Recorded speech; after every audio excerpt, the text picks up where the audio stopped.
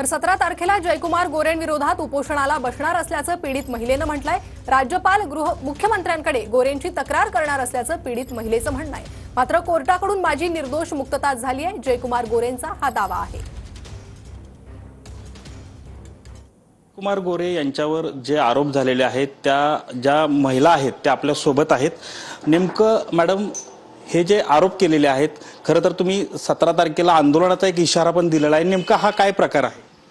2015-16चा हा मॅटर आहे। 2015-16 मध्ये त्यांनी मला प्रचंड त्रास दिला होता, मानसिक त्रास, वेगवेगळ्या इमेजेस पाठवून वेगवेगळ्या नंबरवरून। त्याच्या अगेन्स्ट मी त्यांच्यावर 27 फक्त एवढंच इमेजेस नाही, त्यांनी मला व्हॉट्सअपला शिव्या पण दिल्या होत्या अतिशय घाणेरड्या, मला आणि माझ्या आईला।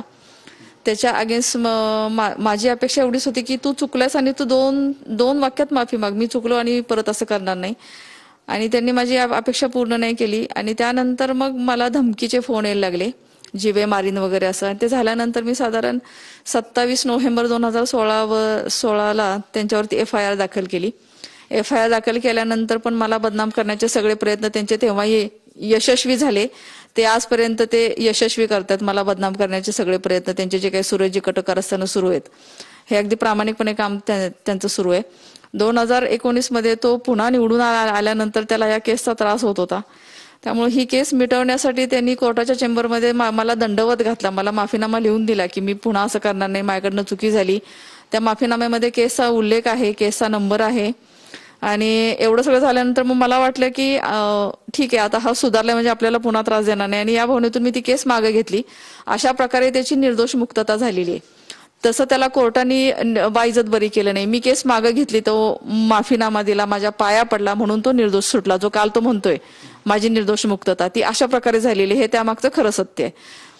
मला एक सांगा, पण आता ह्या घटनेला जवळपास 6 वर्ष झालेली आहेत आणि 6 वर्षानंतर पुन्हा एकदा तुम्ही ही जी आता आरोप जे होत आहेत, नेमकं काय असा प्रकार झाला की तुम्ही पुन्हा एकदा या आंदोलनाचा इशारा जो दिलेला आहे? साधारण 2019 पर्यंत, म्हणजे ही केस दाखल केल्यापासून आजपर्यंत मीडिया समोर मी कधीच आले नाही, कारण मला माहिती आहे की आपण जेवढं एक्सपोज होऊ तेवढं त्याचं वेगळा काहीतरी इम्पॅक्ट होणार, त्यामुळे मी आतापर्यंत मीडिया समोर नाही आले। आता याचं कारण एकच आहे की ही जी माझी बदनामी सुरू आहे, आता एक पत्र आलं होतं निनावी माझ्या नावाने साधारण 24-25 जानेवारीला की मी 26 जानेवारीला उपोषणाला बसतीये।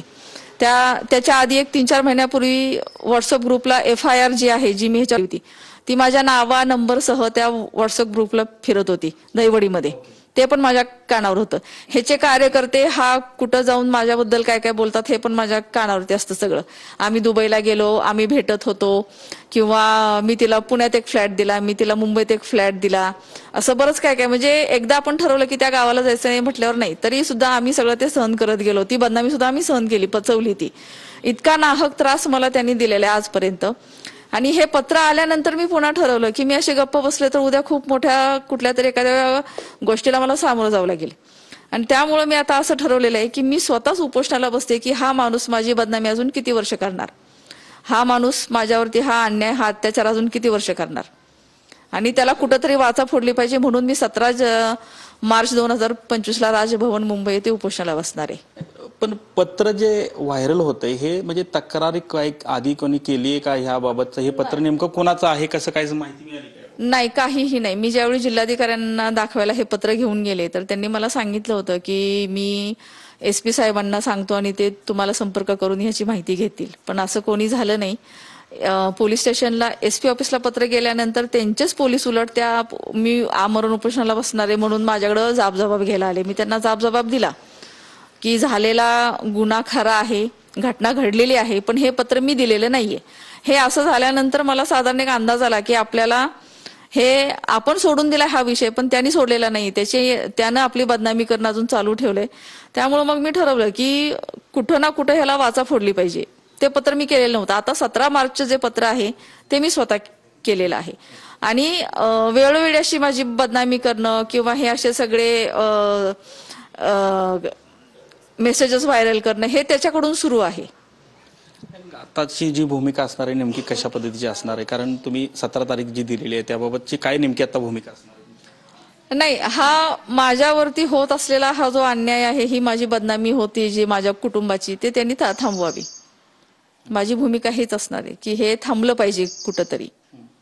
यातली प्रमुख मागणी तरी काय असणार आहे की आता हे आंदोलन जे तुम्ही यामध्ये असं पण समजतं की राज्यपालांना पत्र आहे किंवा मुख्यमंत्र्यांना पण पत्र केलं? हो हो हो, यामध्ये मी एक 7-8 लोकांना पत्र पाठवलेलं आहे. त्यामध्ये माननीय मुख्यमंत्री आणि माननीय राज्यपाल साहेब दोघांनाही आहे की हा माणूस माझी बदनामी अजून किती वर्ष करणार.